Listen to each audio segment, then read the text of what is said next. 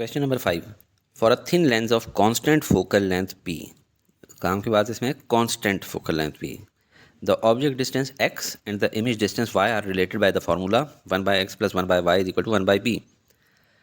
ये हमारी इसकी कनोटेशन है कि ये एक ऑब्जेक्ट है और ये कितने फासले पे पड़ा हुआ है लेंस से, डिस्टेंस x पे, और ऑब्जेक्ट से जो इमेज बन रहा है उसका डिस्टेंस है y।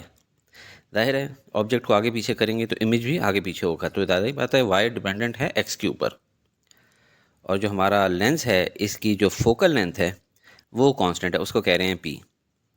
तो सवाल हमसे किया जा रहा है solve the above equation for y in terms of x and p। बिल्कुल बच्चों वाला सवाल है, क्लास 7-8 का, बस एलसीएम लेना है और y के मालूम करने कि y is equal to what. Part B determine the rate of change of y with respect to x, यानी dy/dx मालूम करना है। फिर बहुत ही आसान है, पहले पार्ट ए करते हैं। तो 1/x + 1/y is equal to 1/p। अगर इसमें से 1/y निकालना है तो वो हमारा हो जाएगा इज इक्वल टू 1/p, और जब 1/x को साइड पे ले जाएंगे तो हो जाएगा -1/x। अब राइट हैंड साइड का एलसीएम ले लें तो वो होगा p × x, और ऊपर लेफ्ट साइड पे क्या आ जाएगा x - p। तो ये हमारा आ गया 1/y। हमें तो y चाहिए तो इसका हम रेसिप्रोकल ले लेंगे, यानी कि ऊपर का नीचे और नीचे का ऊपर कर लेंगे दोनों साइड्स को, तो ये हो जाएगा y is equal to px/x - p।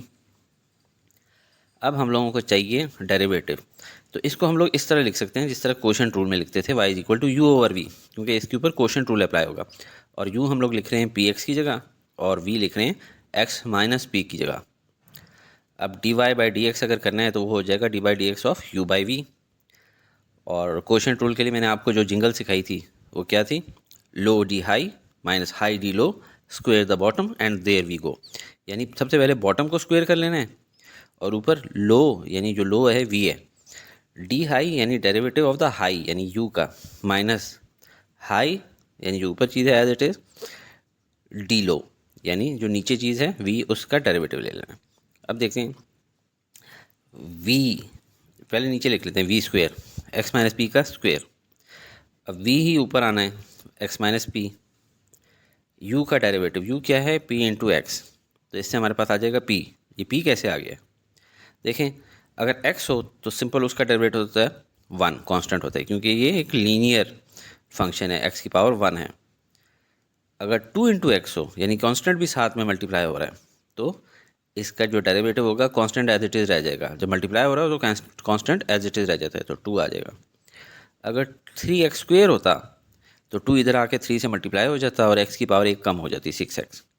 हमारे केस में px था तो px बिल्कुल 2x से मिलता जुलता है, p कांस्टेंट है, तो हमारा आंसर आ गया p minus u as it is लिखना है यानी कि px, और v का डेरिवेटिव यानी x - p का डेरिवेटिव।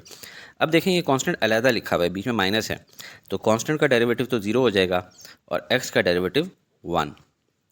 अब इसको सॉल्व करते हैं, नीचे x - p होल स्क्वायर, ऊपर p को जो मल्टीप्लाई करेंगे इससे तो ये हो जाएगा px, इससे -p² और ये -px। अब px और -px कट गया, हमारा पीछे बच गया y का derivative is equal to -p² और x - p होल स्क्वायर। ये हमारा सेकेंड पार्ट का आंसर है कि y with respect to x ये इसका रेट ऑफ चेंज है।